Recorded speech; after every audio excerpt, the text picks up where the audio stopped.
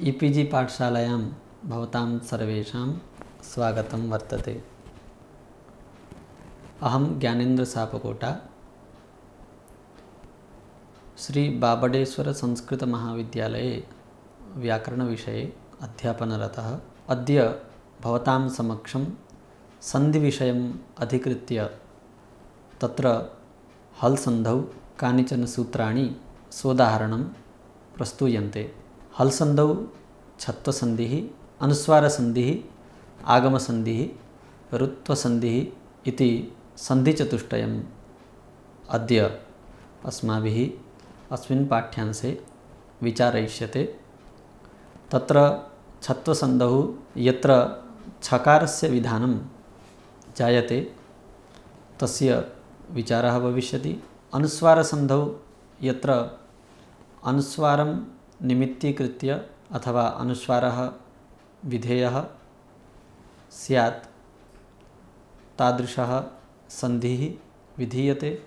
एवम् आगमसन्धौ ये केचन आगमाः हल् सन्धिप्रकरणे निरूपिताः धुडादयः आगमाः ते सर्वे विचारयिष्यन्ते। ऋत्वसन्धौ समःसुटि इत्येतत् सूत्रमारभ्य यद् रुप्रकरणं प्रचलितं तद्रुप्रकरणं तावत् विचारयिष्यते। सर्वप्रथमं छत्वसन्धिः। छत्वसन्धेः विधायकं सूत्रं षष्ठोटि इति वर्तते। तत्र छत्वममीति वाच्यमिति वार्तिकमपि अस्ति। षष्ठोटि इति सूत्रे शः इति षष्ठ्यन्तं, छः इति प्रथमान्तम्। अतः षकारस्य स्थाने छकारो भवति इत्यर्थः आयाति। अटि इति सप्तम्यन्तम् अस्ति, तद्निमित्तम्। अतः अटि परतः षकारस्य स्थाने छकारो भवति इति सूत्राक्षरलभ्य अर्थः। परन्तु झय इति पञ्चम्यन्तम् अनुवर्तते। अतः सूत्रस्य वृत्तिः जायते पदान्ताज्झयः परस्य शस्य छुवा अटि। तद् शिव इत्यत्र स्तोश्चुनाश्चु इति सूत्रेण चुत्वे कृते तज् शिव इति जाते खरिच इति सूत्रेण चर्त्वं भवति। एवं तच् शिव इति जाते षष्ठोटि इति सूत्रं प्रवर्तते।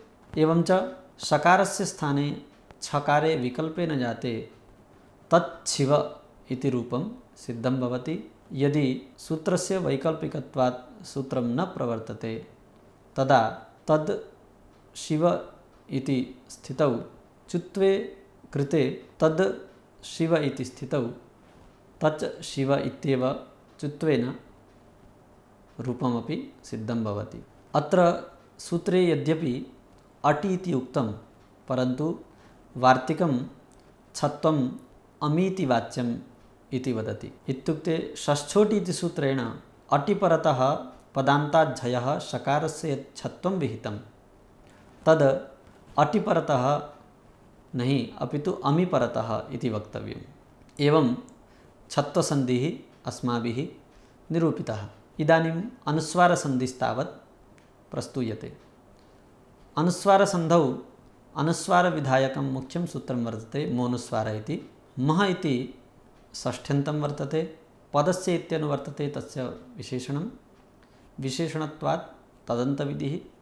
अत एव मकारान्तस्य पदस्य इति अर्थः आगतः। अनुस्वारः प्रथमान्तं पदमस्ति, अत एव सः विधेयः। अत एव वृत्तिर्लिखिता मान्तस्य पदस्य अनुस्वारः स्यात् हलि। हलि परतः मकारान्तस्य पदस्य अनुस्वारो भवति। हरिं वन्दे इत्यत्र हरिम् इति द्वितीयायाः एकवचनस्य रूपमस्ति।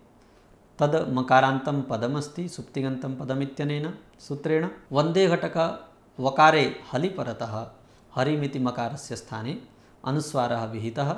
एवं च हरिम् इति अनुस्वारघटितं रूपं साधु। यत्र तु पदसंज्ञा नास्ति तत्र मकारस्य अनुस्वारो न भवति।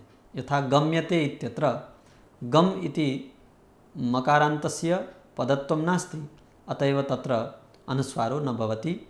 मकारघटितमेव रूपं साधु भवति। अग्रिमं सूत्रं वर्तते नश्चापदान्तस्य झलि इति। नस्य मस्य चापदान्तस्य झल्यनुस्वारः। मोनुस्वार इति सूत्रं पदान्ते प्रवर्तते। नश्चापदान्तस्य झलि इति सूत्रं अपदान्तार्थम् आरब्धम्। इदं सूत्रम् अपदान्तस्य झलि परतः अनुस्वारं विदधाति, परन्तु केवलं मकारस्य नहीं अपितु नकारस्यापि। एवं च अपदान्तस्य मकारस्यापि अपदान्तस्य नकारस्यापि झलि परतः अनुस्वारो भवति। उदाहरणं तावत् पश्यामः। नकारान्तत्वे उदाहरणं यशान् अग्रे सि इति। अत्र यशांसि इति बहुवचनस्य प्रथमायाः रूपं वर्तते। तत्र यशांसि इति सम्पूर्णं पदसंज्ञकं भवति, यशान् इति पदसंज्ञकं न भवति। अतः अपदान्तः नकारो वर्तते, तस्मात् झलि वर्तते सकारः। अतएव तस्य नकारस्य अनुस्वारे कृते यशांसि इति रूपम् अनुस्वारघटितं भवति। एवम् आक्रम्स्यते इत्यत्रापि इदानीम् अनुस्वारस्य परसवर्णः विधीयते। इत्युक्ते अनुस्वारम् उद्दिश्य अनुस्वारस्य स्थाने परसवर्णः आदिष्टो भवति। सूत्रं वर्तते अनुस्वारस्य यै परसवर्णः। अनुस्वारस्य स्थाने परसवर्णो भवति यदि अनुस्वारात् यय प्रत्याहारः परतो वर्तते चेत्। उदाहरणं तावत् पश्यामः। अम् अग्रे कितः इति वर्तते।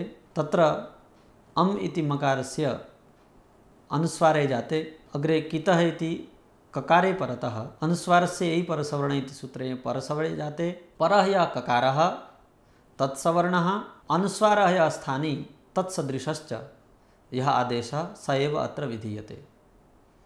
अनुस्वारः यः वर्तते सः नासिकास्थानकः। इत्युक्ते नासिकास्थानकः यः ककारस्य सवर्णः स्यात् स एव अत्र विधेयः भवितुम् अर्हति। ककारस्य सवर्णाः कखगङाः वर्तन्ते, तेषु नासिकास्थानकः नकार एव वर्तते। अतएव सूत्रेणानेन परसवर्णे कृते नकारः जातः, अतएव अंकितः इति रूपं सिद्धम्। अत्रैव अनुस्वारस्य यही परसवर्ण इति परसवर्णे विधातव्ये सूत्रमिदं विकल्पेन विधातुं प्रवर्तते वा पदान्तस्य इति। पदान्तः यदि अनुस्वारो वर्तते तस्माद् यही परतः अस्ति चेत् परसवर्णः विकल्पेन भवति। उदाहरणं यथा त्वं करोषि। इदं सूत्रं पदान्ते प्रवर्तते।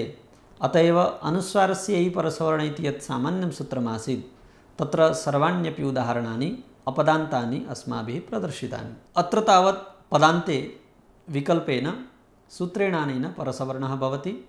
त्वं करोषि इत्यत्र मकारस्य मोनुस्वारः इति सूत्रेण अनुस्वारे कृते, तस्यानुस्वारस्य वापदान्तस्य इति विकल्पेन परसवर्णे कृते अनुस्वारस्य स्थाने परसवर्णः यः नकारः सः आदिष्टः त्वं करोषि इति रूपं भवति। विकल्पेन सूत्रस्य प्रवृत्तिमत्वात् अत्र त्वं करोषि इति अनुस्वारघटितमपि रूपं साधु भवति। अग्रिमं सूत्रं मो राजी समः क्वौ। मोनुस्वारः इति सूत्रस्य इदं सूत्रम् अपवादभूतं वर्तते। क्वौ इति कुय् शब्दस्य सप्तमी एकवचनं कुय् इति प्रत्ययः वर्तते।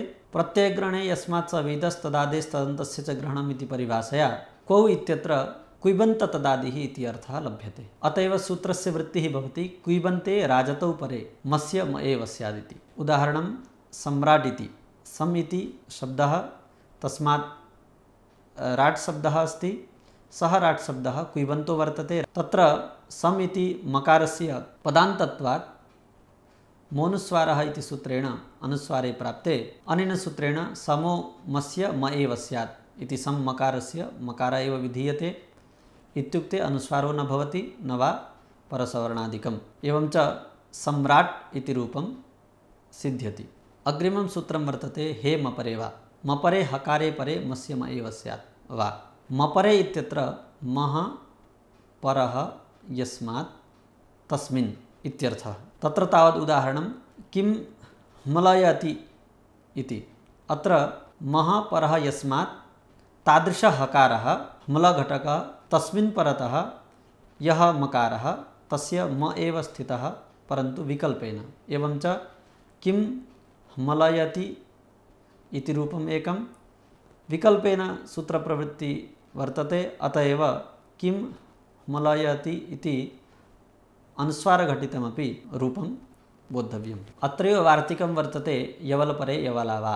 यवलपरे हकारे यवलावा भवन्ति।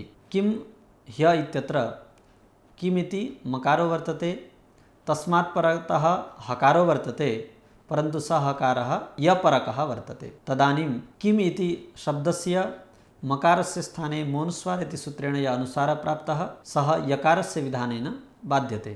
तथा च मकारस्य स्थाने जायमानो यकारः अनुनासिकत्वविशिष्टः एव भवति। एवञ्च किं ह्य इत्येव रूपं भवति। विकल्पेन यकारस्य विधानात् मोनुस्वार इति सूत्रस्य प्रवृत्तौ सत्यां किं ह्य इति अनुस्वारघटितमपि रूपं सिद्ध्यति। एतादृशमेव सूत्रं नपरे नः इति वर्तते। नपरे हकारे मस्य नकार एव स्यात् इति सूत्रस्य अर्थः। किं हनुते इति रूपम् अत्र किम् इति मकारस्य मोनुस्वार इति सूत्रेण अनुस्वारे प्राप्ते नपरे न इति सूत्रेण नपरे हकारे परतः मकारस्य नकारे विधीयमाने किन् हनुते इति नकारघटितं रूपं भवति। सूत्रमिदं विकल्पेन प्रवर्तते, अतएव किं हनुते इत्यपि रूपं भवति। एवम् अस्माभिः अनुस्वारसन्धौ अनुस्वारस्य उद्देश्यता विधेयता उभयमपि दृष्टम्। इदानीं हल्सन्ध्यन्तर्गतम् अस्माभिः आगमसन्धिः दृश्यते।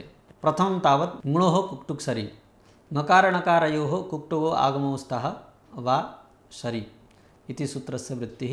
उदाहरणं तावत् पश्यामः। प्राङ् षष्ठ इत्यत्र प्राङ् इति ङकारः, तस्मात् शर् परतः वर्तते षष्ठघतकः षकारः, तस्मिन् परतः ङकारस्य कुकागमः। यतोहि अत्र यथासङ्ख्यमनुदेशः समानम् इति सूत्रं प्रवर्तते। ङकारस्य कुकागमः णकारस्य च टुकागमः भवति। एवञ्च प्राङ् इति ङकारस्य कुकागमे कृते कुक् इत्यत्र ककारस्य इत्संज्ञा वर्तते।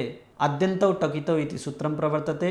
यं कञ्चिदपि उद्दिश्य यदि टित् विधीयते किच्च विधीयते तदा तौ टित्कितौ क्रमेण आद्यन्तावयवौ स्तः। इत्युक्ते यमुद्दिश्य टिदागमो विहितः सः उद्देश्यस्य अन्तावयवः भवति। यमुद्दिश्य टिदागमो विहितः सः उद्देश्यस्य आद्यावयवो भवति। यमुद्दिश्य किद् विहितः सः उद्देश्यस्य अन्तावयवो भवति इति सूत्रार्थः। तदनुसारम् अत्र ङ्णोः कुक्तुक्सरि इति सूत्रेण ङकारस्य कुगागमः विहितः, स च कुक् ङकारस्य आदौ स्याद्वा अन्ते स्याद्वा इति विचारणायाम् आद्यन्तौ टकितौ इति सूत्रेण कुकः अन्तावयवत्वात् ङकारात् अनन्तरं कुक् स्थितः उकौ इतौ तत्र ककारे स्थिते प्राङ् क षष्ठ इति रूपं जातम्। एवञ्च प्राङ् क षष्ठ इति स्थितौ झलां जस्वन्ति इति सूत्रेण जस्त्वं प्राप्नोति। पूर्वत्रा सिद्धमिति कुक्तुको सिद्धत्वात् न भवति। ततश्च चयो द्वितीया सरि पौष्करसादेरेति वाच्यमिति वार्तिकेन सरि परतः चरो द्वितीयो वर्णो भवति। पौष्करसादेराचार्यस्य मतेन ककारस्य स्थाने अनेन वार्तिकेन खकारे कृते प्राङ्ख षष्ठ इति रूपं सिद्धं। पौष्करसादी आचार्यः अस्ति, तस्य मते एवं भवति, अतएव अन्यस्य मते एवं न भवेत्। अतः विकल्पेन वार्तिकस्य प्रवृत्तिः इति वक्तव्यं। तथा च प्राङ्क षष्ठ इत्यत्र द्वितीयवर्णे न जाते प्राङ्क षष्ठ इति ककारघटितमपि रूपं भवति। तत्र क ष संयोगे क्षवर्णे जाते प्राङ् षष्ठ इति रूपं। ङ्णोः कुक्तुक्सरि इति सूत्रेण यः कुगागमः विहितः सोऽपि वैकल्पिको वर्तते, अतएव तस्यापि अभावे प्राङ् षष्ठ इति तृतीयं रूपं सिद्धं भवति। अग्रिमम् आगमविधायकं सूत्रं वर्तते डहसि धुट् इति। डः इति पञ्चम्यन्तं, सि इति सप्तम्यन्तं, धुट् इति प्रथमान्तम्, अतएव धुट् शब्दस्य विधेयत्वमस्ति।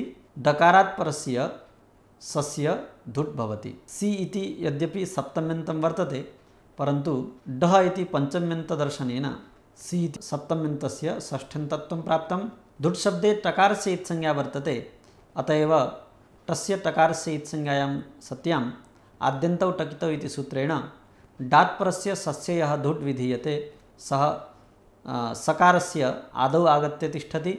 एवञ्च उदाहरणं तावत् षट् सन्त इत्यत्र षड् इति डकारो वर्तते, तस्मात् डकारात् सन्तघटके सकारे परतः सकारस्य दुडागमः कृतः।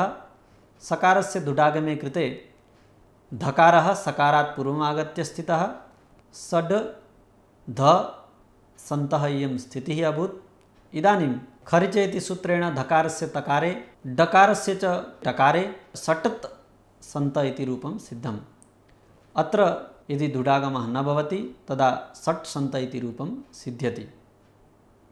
अत्र चयो द्वितीया सरि पौष्करसाधेरिति वाच्यमिति वार्तिकं तु न प्रवर्तते, यतोहि तत्र खरिच इति सूत्रेण यत् चर्त्वं विहितं तत् चर्त्वं चयो द्वितीया सरि पौष्करसाधेरिति वाच्यमिति वार्तिकदृष्ट्या असिद्धमस्ति। एवं च तत्र षट् सन्त इत्येव तकारघटितं रूपं भवति, थकारः तत्र न जायते। एवमेव अग्रिमं धुड्विधायकं सूत्रं वर्तते नश्च इति। नकारान्तात् परस्य सस्य धुड्वा स्यादिति वृत्तिः।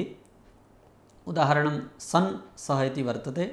नकारान्तात् इत्यत्र विशेष्यं पदमिति अस्ति, अतः एव नकारान्तं पदं सनीति वर्तते। तस्मात् परस्य सकारस्य दुडागमः सन् ध सः इति स्थितिः। तस्य धकारस्य खरिच इति चर्त्वे जाते सन्त स इति तकारघटितं रूपं भवति।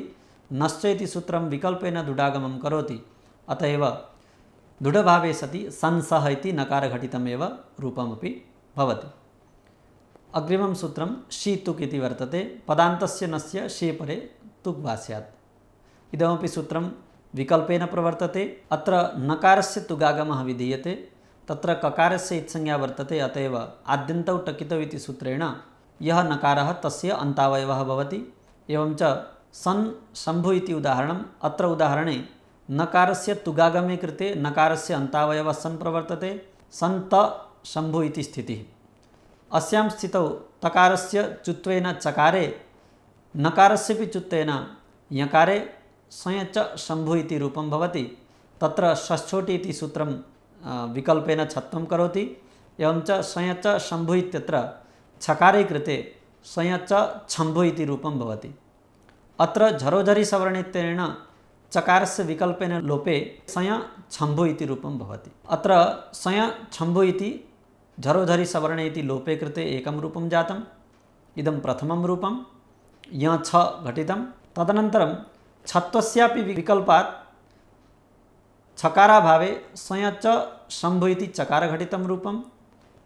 इदानीं तुगागमः यः विहितः शीतुक् इति सूत्रेण तस्यापि अभावे संय शम्भु इति चुत्वेन केवलं य श घटितं चतुर्थं रूपं सिद्धं भवति। अत एव श्लोकः प्रवर्तते यछौ यचछा यचषा यशाविति रूपचतुष्टयं रूपाणां यः तुक्षत्व चलोपानां विकल्पनादिति। एवं शीतुक् इति सूत्रेण तुगागमे कृते सन् शम्भु इत्यत्र चत्वारि रूपाणि सिद्धानि।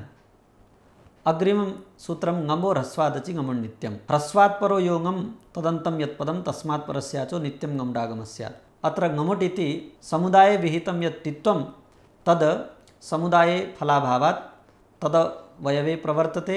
एवं च ङम् इति प्रत्याहारे यावन्तः वर्णाः तत्र सर्वत्रापि टित्वं प्रवर्तते। ङम् प्रत्याहारे ङ ण न इति त्रयः वर्णाः वर्तन्ते। तेषु त्रिषु अपि वर्णेषु टित्वमायाति। एवं च विधेयाः सम्पद्यन्ते ङुट् णुट् नुट् इति। ङम् इति प्रत्याहारः ङ ण न इति त्रयाणां बोधकः, अत एव उभयत्र समसंख्याकसत्वात् ङकारात् परः यदि वर्तते चेत् तत्र ङुटागमः, णकारात् परतः यदि वर्तते चेत् तत्र णुतागमः, नकारात् परतः यदि वर्तते चेत् तत्र नुटागमः इति यथासंख्यं बोद्धव्यम्। एवं च उदाहरणानि प्रत्यङ् आत्मा इत्यत्र प्रत्यङ्घटकः ङकारः, तस्य ङुटागमे कृते प्रत्यङ्गात्मा इति ङकारद्वये घटितम्। अग्रिमं सूत्रं छेच इति वर्तते। यत् सूत्रं तुगागमं विदधाति। ह्रस्वस्य पितिकृति तुग् इत्यस्मात् सूत्रात् अत्र तुग् इति अनुवर्तते। ह्रस्वस्य छेपरे तुगागमः स्यात् संहितायाम् इति सूत्रस्य अर्थः। संहितायाम् इति अधिकारो वर्तते। उदाहरणमस्ति स्वच्छाया।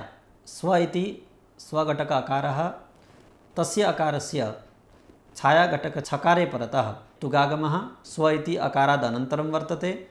अतएव स्वत् छाया इति जाते स्तोश्चुनाश्चु इति सूत्रेण चुत्वं प्राप्नोति।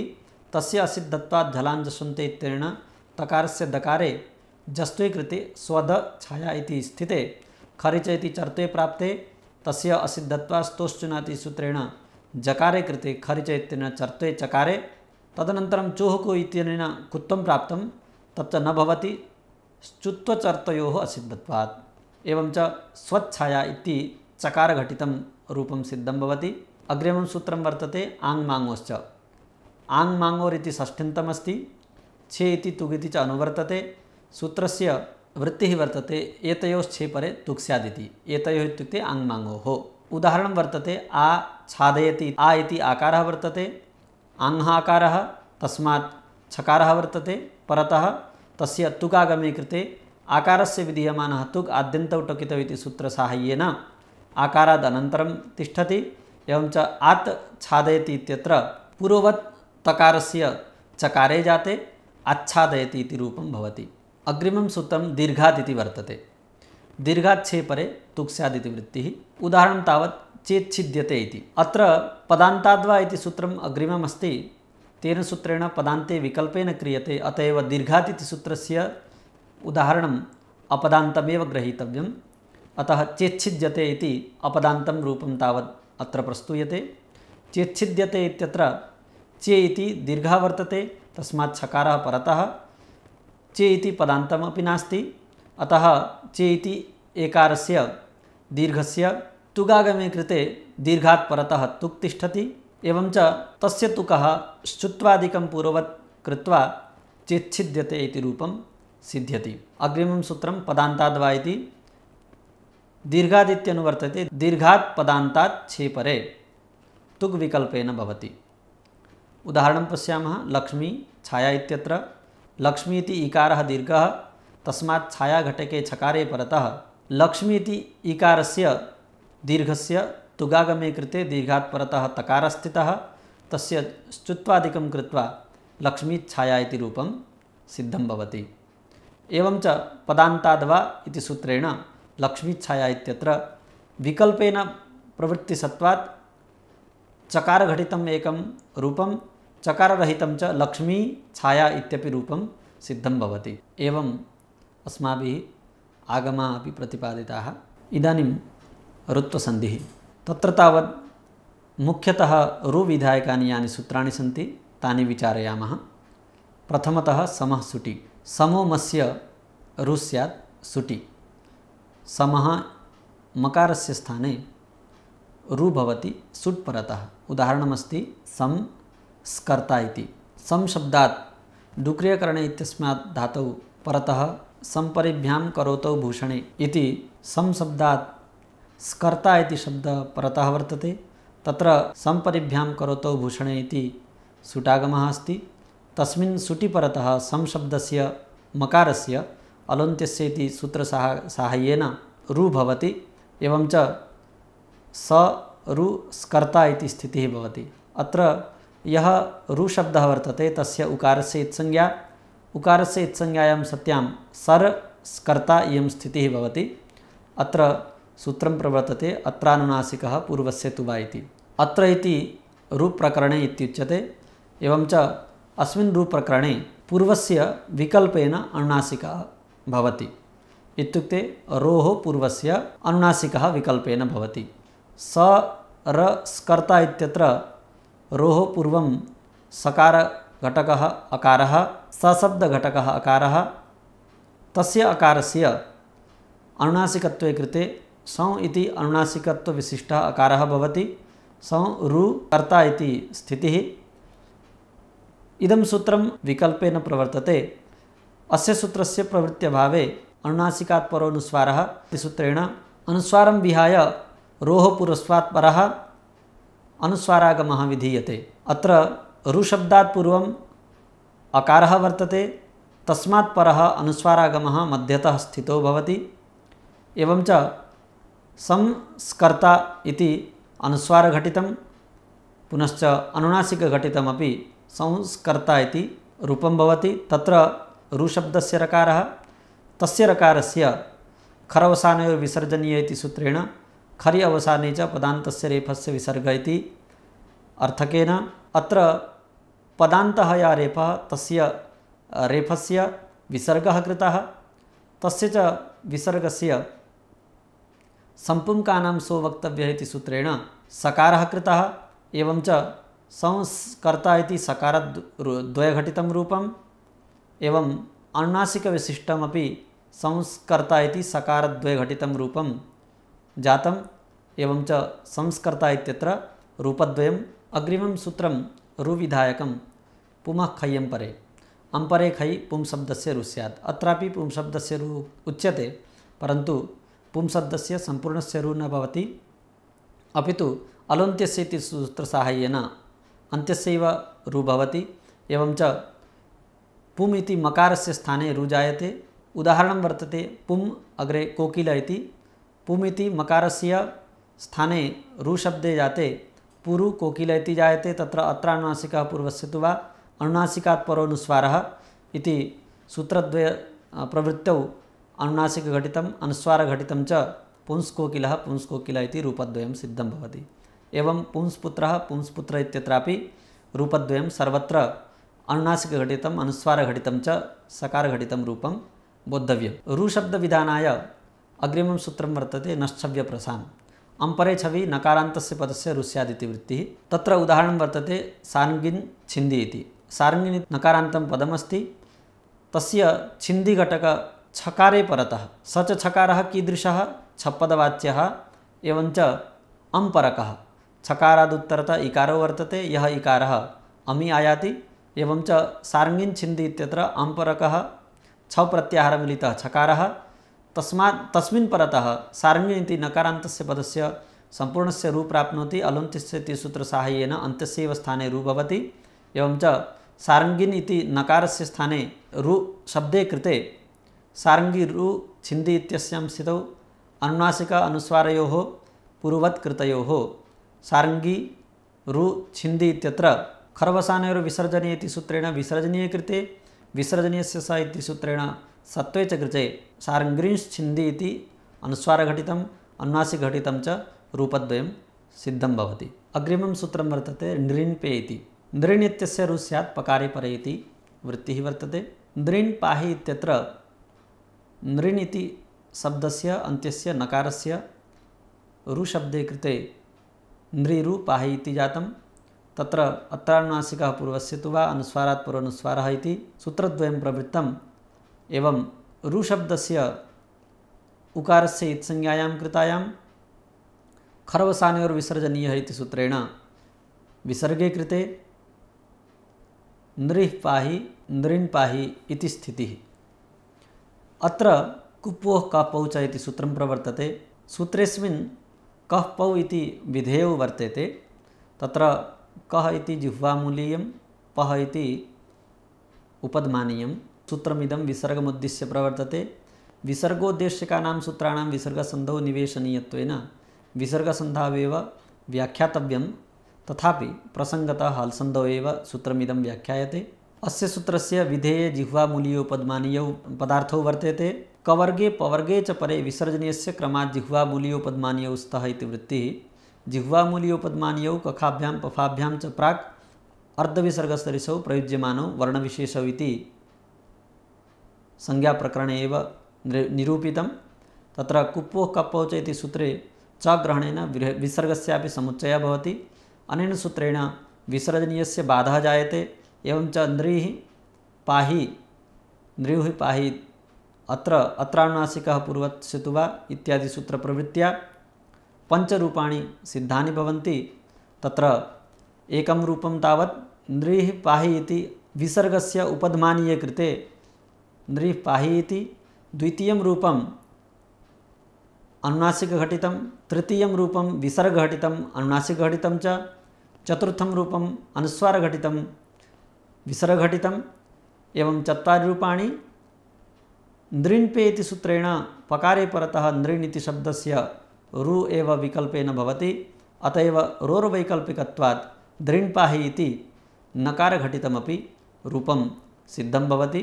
एवं च आहत्य पञ्चरूपाणि नृण् पाहि इत्यत्र सिद्धानि भवन्ति। अग्रिमं सूत्रं कानाम्रेडिते इति वर्तते। कान्नकारस्य रुः स्यात् आम्रेडिते परे, तत्र आम्रेडितसंज्ञाविधायकं सूत्रं तस्य परमाम्रेडितमिति अस्ति।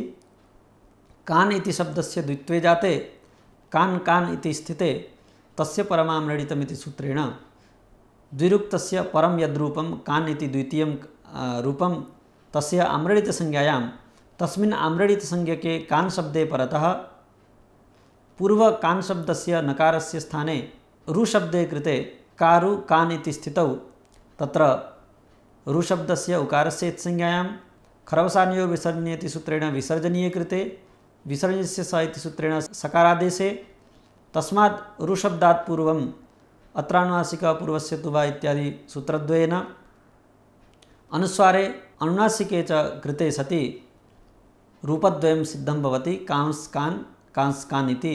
एवम् अस्माभिः ऋत्वसन्धिः अपि प्रतिपादितः। हल्सन्धौ बहवः विभागाः विधेयानुसारम् अस्माभिः कृताः। तत्र सर्वप्रथमं श्चुत्वं, तत्र शकारस्य च वर्गस्य च विधेयत्वमासीत्। एवं ष्टुत्वसन्धिः यत्र ष्टुत्वं विधेयमस्ति। तदनन्तरं जस्त्वसन्धिः यत्र जश् एव विधेयः वर्तते। एवं अनुनासिकसन्धिः यत्र अनुनासिकः विधेयः वर्तते। एवं परसवर्णसन्धिः, पूर्वसवर्णसन्धिः, छत्वसन्धिः, अनुस्वारसन्धिः, आगमसन्धिः, एवं च अन्ततो गत्वा ऋत्वसन्धिः इति यत्र रुशब्दस्य विधेयत्वमस्ति सः अपि सन्धिः हल्सन्धौ अस्माभिः प्रतिपादितः। अत्र प्रसङ्गतः विसर्गसन्धेः कुप्पो कप्पौ च इति सूत्रमपि अस्माभिः प्रतिपादितं। यद्यपि सिद्धान्तकौमुद्यामपि सूत्रमिदं हल्सन्धौ एव वर्तते, परन्तु विसर्गसन्धेः सूत्रमिदम् इति कृत्वा सिद्धान्तकौमुद्यां भट्टोजीदीक्षितेन कुप्पो कप्पौ च इति सूत्रस्य हल्सन्धौ प्रासङ्गिकं प्रतिपाद्य तस्य सूत्रस्य उदाहरणानि विसर्गसन्धौ एव प्रतिपाद्यानि सन्ति। यतोहि सूत्रमिदं विसर्गोद्देश्यकं वर्तते, अतः कुप्पो कप्पौ च इति विसर्गसन्धेः सूत्रमपि अत्रैव प्रतिपादितम्। एवं हल्सन्धिः समाप्तः। अग्रिमे पाठे वयं विसर्गसन्धिं द्रक्ष्यामः। नमस्कारः।